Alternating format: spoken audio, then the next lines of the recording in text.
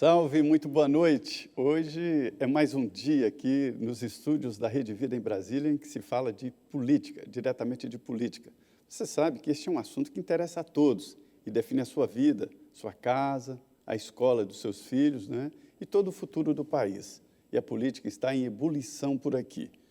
O vice-presidente, Hamilton Mourão, está com abacaxi para resolver. É a imagem do Brasil no exterior. Ganhou fama de desmatador, de que coloca fogo na floresta, e isso não é verdade, mas é assim que pensa a comunidade econômica internacional. E hoje a política ambiental está muito próxima da política econômica, não há como separar. E é essa a dificuldade do governo, que vai ter que apresentar medidas concretas, mais do que discurso de que se trata de uma disputa por mercado. O nosso produto agropecuário pode, sim, enfrentar dificuldades no exterior. Além disso, tem o presidente Jair Bolsonaro se vindo agora como bombeiro, né? Ele evitou discutir com o ministro Gilmar Mendes, do Supremo Tribunal Federal, que agrediu, né, as Forças Armadas ao dizer que eles estariam participando de um genocídio. O conselho do presidente é a conversa. É assim nesta quarta-feira. E hoje, aqui no Frente a Frente, nós vamos conversar mais uma vez com o ex-ministro Osmar Terra, deputado federal, e está na linha de frente aqui nesse debate sobre a pandemia do novo coronavírus. Deputado, muito boa noite. Obrigado por ter aceito o convite para vir aqui aos estúdios da Rede Vida. É um prazer, Zé Maria, vir aqui. Sempre que for convidado, eu virei. E hoje, como você reparou, estou aqui sozinho. A minha parceira de sempre, Denise Rotenburg, teve que tirar uma licença, mas breve, ela estará de novo aqui nesta bancada do Frente a Frente. Deputado, o senhor se arriscaria a dizer em que patamar, em que pé estamos nesta pandemia? Olha, Maria, eu tenho dito desde o início que essa epidemia tem um prazo. Ela começa e vai no pico, no máximo da epidemia, e termina. O Brasil, como é um país muito grande, ele teve um foco uma carga viral, uma quantidade muito grande de vírus em algumas regiões, primeiro, onde entraram por voos internacionais de turismo, de negócio, até antes da epidemia ser descoberta. Amazonas, né? Rio de Janeiro, a região São norte, Paulo, nordeste e Ceará. sudeste. Sudeste menos Minas, né? Ali o vírus circulou muito. Manaus, a região do Amazonas, Pará, Maranhão, Ceará. Ceará foi o recordista, né, de casos por milhão de habitantes. Depois teve o Rio Grande do Norte, está caindo também, Pernambuco, Rio e São Paulo. E isso está caindo. Tá? Isso aí teve um pico, né, que foi lá em abril, o pico de contágio foi em abril. Depois teve esses picos de curva de epidemia, eles são, na verdade, são três picos. Né? Um que é o contágio, que começa no primeiro dia, né, da pessoa contaminada. Você tem que, de alguma maneira, avaliar isso. Depois, o pico quando a pessoa apresenta sintomas, é no quinto dia. Né? Depois tem, até o nono dia, ela vai para o hospital ou não. Né? Se ela for para o hospital, ela vai até os 14 dias, depois pode ir para a UTI, né? E ficar 2, 3 semanas na UTI até vir a falecer. Né? Mas isso nós devemos ter milhões de pessoas no Brasil já com vírus. Né? Não é esse número que está notificado aí, 1.800.000, esse número é pequeno, deve ter 10 vezes, mais do que isso, umas 15 vezes isso de pessoas já com vírus. Porque no ateste toma em consideração o número de mortos, né, pelo número de... Se tu considerar a letalidade, quer dizer, o número de pessoas que morreram, normalmente, nos países que mais testaram, 0,2% das pessoas vêm a morrer. Então, isso significa que para cada 500 pessoas, tem uma que vem a falecer. Né? Infelizmente, vem a falecer. Então, dá para calcular que no Brasil nós temos mais de 30 milhões de pessoas que já tiveram contato com o vírus. Né? Que seja... O que eu estou vendo, deputado, é que existem várias pandemias, né? Ou seja, na verdade, são várias endemias, porque cada região apresenta um quadro. Mas elas somam, né, num conjunto. Sim. Né? Então, por exemplo, esse conjunto teve o ápice em abril. Né? Depois ele vai caindo. Porque mesmo que tenha agora, nas regiões onde não circulou o vírus, no começo circulou pouco, que é o sul e centro-oeste, mesmo que agora suba, principalmente por causa do inverno, aumentou o frio, então aumenta o número de casos, como aumento de todos os vírus, não é só do coronavírus, nessas regiões, O que está caindo no resto do Brasil compensa esse aumento que tem aqui. Então, a tendência é de queda geral, né? E em poucas semanas vai terminar também nesses lugares. A epidemia está indo para o fim, né? O Rio de Janeiro, na primeira semana de maio, teve 2.435 internações por coronavírus. Na primeira semana de junho, teve só 44, que caiu. Está caindo. Né? Né? Então, estão abrindo já as lojas, a vida está voltando ao normal nessas capitais todas que tinham um problema mais sério. Né? O senhor acha que está na hora? É isso mesmo? Tem que abrir? Eu acho que nunca devia ter fechado. Né? Eu acho que essa maneira de conduzir, fechando loja e trancando as pessoas em casa, não ajuda nada. Está aí a experiência, 73 mil mortos em plena quarentena, em lockdown, as lojas fechadas. Não adiantou nada isso aí, né? Não devia ter acontecido. Devia ter nós devíamos ter seguido os modelos que funcionaram no mundo, que são os modelos da Ásia, Coreia, Japão e a Suécia, na Europa. Né? E a Coreia, para mim, é o exemplo mais completo, né? Que não só não fechou a escola, não fechou nada, mas criou protocolos de cuidados, de higiene, máscara, distanciamento, né? Proteção do grupo de risco. Funcionou tudo e testou, foi atrás. Tem que testar e ir atrás da pessoa. Não ser surpreendido. Não ser surpreendido.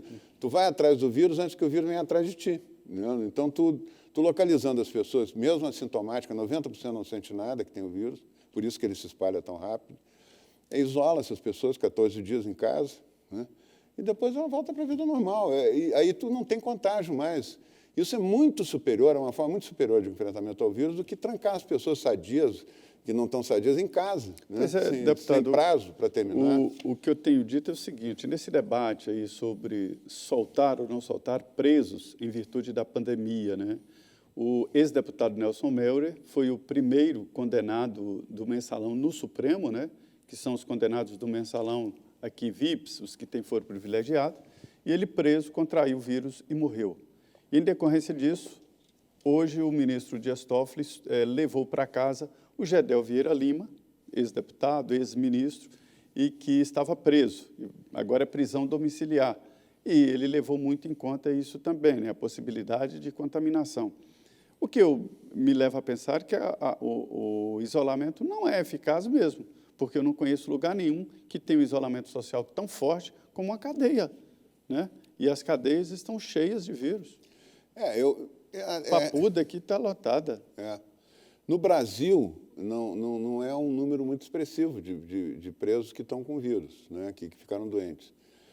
Mas eu acho que os presos que têm risco de vida, quer dizer, que estão no grupo de risco mais elevado, tudo bem, eu acho que aí eles têm que ter um tratamento, talvez ficar no hospital, talvez em algum lugar em isolamento. Agora, quem não tem, o risco é muito pequeno, né? Eu acho que não devia.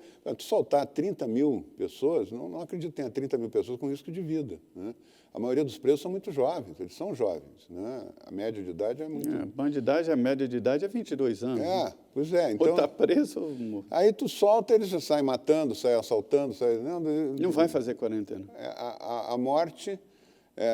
ele pode evitar um caso mais grave, mas ele vai acabar provocando a morte de outra pessoa. Né? É muito complicado isso. Aí, deputado, o senhor tem dito que outro ponto muito sensível é asilos, né? Hospitais. E asilos, então, é muito problemático. No mundo, Zé Maria, a maior parte das mortes foram idosos em asilos. Isso tem um significado enorme, né? Porque o idoso em asilo ele já está isolado. Ele está isolado muito antes de começar a epidemia. Ele não vai no mercado, ele não vai na loja, ele não vai no restaurante, ele não vai pegar ônibus, né? Ele morre lá, ele é contaminado dentro do asilo e morre no asilo. Então, o isolamento social ele não protege nada, ele não protege ninguém, né? Ou tu faz um isolamento programado, inclusive com testagem, ou o risco é igual, né? Por isso que a Itália, quando se fechou em quarentena, todo mundo em casa, obrigado a ficar em casa com exército na rua, dia 9 de março, em vez de diminuir o número de casos, aumentou, triplicou o número de casos na Itália. O contágio já se dá dentro das casas, então não tem segurança. Não tem como fechar hermeticamente uma casa para não entrar nada do mundo exterior na casa, né? A não ser que tu bote numa cápsula espacial e manda para o espaço, né? Então, as pessoas acabam se contaminando com a mercadoria que vem do delivery, com a pessoa que sai para comprar, E não adianta.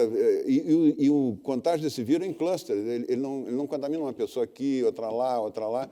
Ele contamina um monte de gente num lugar só, né? E em vários lugares não contamina ninguém. Então, tem uma lógica que ainda está sendo estudada. Mas, por exemplo, no Rio Grande do Sul, o maior contágio dos vírus hoje é em frigorífico e asilo, né? Se tu colocar testagem maciça em asilo e em frigoríficos e em lugares onde muita gente trabalha perto uma da outra e tal, tu consegue evitar, tu consegue detectar o caso que é assintomático, isola e acaba com a epidemia. Lá no caso do frigorífico, 1.500, né? 1.050. 1.050. Numa cidade lá do Rio Grande do Sul, se contaminaram, né? E aí pega a família, muita gente contaminada na família também, isola, né? Aí evita o contágio do resto da população e termina a epidemia. O caso do frigorífico é a temperatura? É a temperatura e as pessoas trabalhando muito próximas. Por exemplo, quem trabalha na administrativa não tem perigo, né? O perigo é pequeno. Mas quem trabalha na linha de produção, um do lado do outro, ali, cortando a carne, a temperatura sempre é fria, né? Mesmo com máscara e tal, tem risco, né? Então, deputado, o que a gente poderia dizer hoje com uma certa segurança, não existe segurança 100% nesse assunto, que se sabe sobre o coronavírus, o novo coronavírus? Olha, tem muita matéria que eu vejo na imprensa para assustar. Aliás, o papel que a imprensa está fazendo, uma parte da imprensa, né, televisiva, é de assustar as pessoas, não é de informar. É só assustar para manter as pessoas em casa, manter o controle, né? Como se as pessoas não tivessem capacidade de discernir o que é certo, o que é errado, que maneira que ela tem de se cuidar. Eu acho que tem até um certo desrespeito, né, pelas pessoas, né, nessa tentativa de só mostrar caixão e vala de cemitério. Esse vírus não é um vírus nem pior nem melhor que os outros vírus que causaram pandemias, né? As pessoas têm que tomar cuidado. Por exemplo, notícias para assustar. Vem uma segunda onda. Se o vírus completa o ciclo, não tem segunda onda, né? Ele pode até ter uma grande parte da população, como as últimas pesquisas estão mostrando, que já é imune ao vírus. Ela não pega esse vírus. A maioria da população não pega. É uma imunidade natural. Então, aqueles que não têm imunidade natural, quando chegar em 50% deles, de contágio, o vírus desaparece, começa a desaparecer, porque o vírus precisa contaminar muita gente para se manter vivo. Quando ele não consegue fazer isso, ele vai desaparecendo. É assim que terminam as epidemias. Isso é um processo que dura 13, 14 semanas. Na China, durou 11 semanas. O primeiro que foi da China. Durou 11 semanas e terminou, né? Tem alguns focos aqui ou lá, mas não tem mais epidemia. Tem umas crenças, por exemplo, tipo de sangue, isso influencia? Não tem nenhuma comprovação científica disso. A gente tem que se basear em fatos, né? Não tem fato nenhum científico mostrando isso. Genética? Genética pode ser, né? Porque o vírus, para entrar na célula, ele precisa ter um receptor lá num determinado formato, para ele poder entrar, uma fechadura onde ele entra para dentro da célula, né? Se não tem essa fecha naquele formato, pode ser uma mudança genética, a pessoa não pega. Hoje se sabe que uma parte da população não pega mesmo, independente de qualquer coisa, e tem uma grande parte da população que pode ter sido contaminada pelos coronavírus, os outros coronavírus. Por exemplo, a região que teve a epidemia do SARS na China, que foi um parente muito próximo desse vírus, um outro coronavírus, em 2003, aquela região da Ásia, praticamente ninguém pegou. Já estavam imunes. Provavelmente estavam imunes. Como ninguém pegou o H1N1, depois quem tinha mais de 52 anos. Porque quem nasceu antes de 57 sofreu a pandemia da gripe asiática, que foi devastadora, morreram 2 milhões de pessoas no mundo, né? Esse coronavírus provavelmente não vai chegar nisso. Imagino que não chegue, tomara que não chegue, né? Mas foi 2 milhões de pessoas que morreram no mundo e quem viveu naquela época, quem nasceu, quem era criança naquela época, ficou imune. Porque o vírus era o H2N2, que era muito próximo do H1N1, então deu uma imunidade cruzada. Tu não via velho na UTI, não via idoso em UTI no H1N1. Pelas respostas, então, se sabe muito pouco do vírus ainda. Está se aprendendo, né? Mas se sabe, por exemplo, que a maioria da população é imune, se sabe que ele pode ter imunidade cruzada com os outros coronas. Nós temos 4 coronavírus que dão gripe de inverno aqui. 4 coronavírus. E é bem provável que muita gente que pegou esses coronavírus se pega como virose, né? O médico não vai examinar cada um e tal, diz, isso é uma virose, toma aqui um remédio, o cara melhora, mas fica imune, né? Então, é provável que tenha um grande número. A Espanha fez todo o ciclo, subiu e desceu, e terminou a epidemia na Espanha com 6% da população só. vulnerável, né? 6% da população suscetível. O senhor está vendo algum sinal de que o brasileiro, com esse cuidado todo, está também diminuindo outros tipos de virose? Por exemplo, assim, gripes? Sim, pode diminuir. Né? As gripes têm uma vacina, né, que as pessoas fazem em maio. Eu não estou vendo mais ninguém gripado agora com Covid ou nada, né? Mas eles competem. É que o vírus pandêmico é mais rápido, né? O vírus novo, ele contamina mais rápido do que os vírus mais antigos, vamos dizer assim. Então, ele ocupa o lugar do vírus antigo, né? Mas ele não vai... Eu acredito que essa região sul e centro-oeste do Brasil, que ainda tem um surto, está em elevação o surto, ela vai cair como cai todo inverno na 30ª semana epidemiológica, que é a outra semana, começa a cair. Não é nessa semana, não. Eu tenho gráficos que mostram isso, vários anos, ele vai no pico até a 30ª semana e depois cai, né, nessas gripes de inverno. Né? A mesma coisa deve acontecer com o coronavírus. Nós tomamos cuidados aqui. O estúdio é muito amplo, muito alto e tal. Chegamos aqui de máscara e tal. O senhor acha que essa situação pode mudar a cultura brasileira em lidar com outras pessoas, com massa e com máscara? Eu acho que vai aumentar o número de pessoas que usam máscara na rua, né? Como aconteceu na Ásia. Na Ásia é muito comum. Né? Era muito estranho para nós ver. Na Ásia, mesmo sem epidemia, as pessoas se protegem, né? se usam máscara. Tem muita gente que usa máscara por causa de problemas de saúde também, né? Antes disso, né? Já usava. Né? Com imunidade baixa. Né? Isso, com imunidade baixa. Né? Então, acho que isso vai aumentar. E vai ser bom, porque vai diminuir algumas...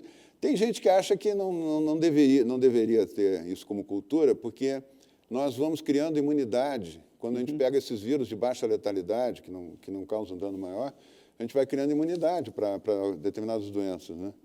Então, que a gente usando máscara, a gente fica já com a imunidade mais baixa para essas doenças, essas gripes de inverno, por exemplo. Eu vi essa teoria, mas isso aí é daqui a 20, 30 anos, né? Que seria... É uma discussão. Eu acho que, nesse momento, não tem muita saída, tem que usar máscara. Né? Usar máscara, lavar as mãos toda hora, higienizar o lugar de trabalho, mas trabalhar. Não tem como fechar loja. Não tem. A loja não é culpada dessa epidemia, nem do aumento da epidemia. O que está fazendo o aumento da epidemia no sul e no centro-oeste é o frio. O Rio Grande do Sul hoje está a menos 2 graus em alguns lugares do estado. Então, isso aumenta a contagem. Nós estamos propondo para o governador, eu conversei com a bancada e conversei com o ministro Pazuello, né, da gente substituir o lockdown nesses estados que estão mais afetados pelo frio e que está aumentando, substituir o lockdown por uma testagem massiva. E o Ministério tem agora uma quantidade muito grande de testes. Né? Então, oferecer... E teste padrão ouro, porque tem testes que tem muito falso negativo. Né?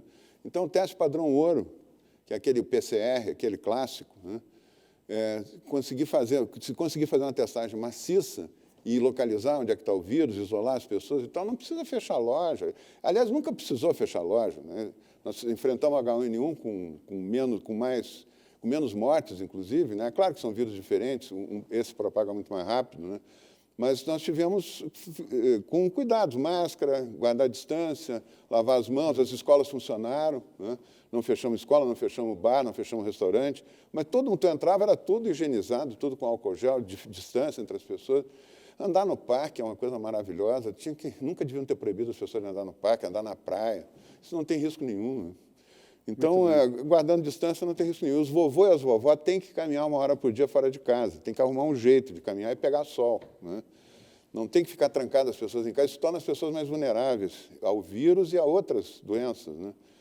Tem o professor Bruno Campelo, que tem um estudo com um aplicativo que mede o movimento dos celulares para ver o grau de isolamento que está a população.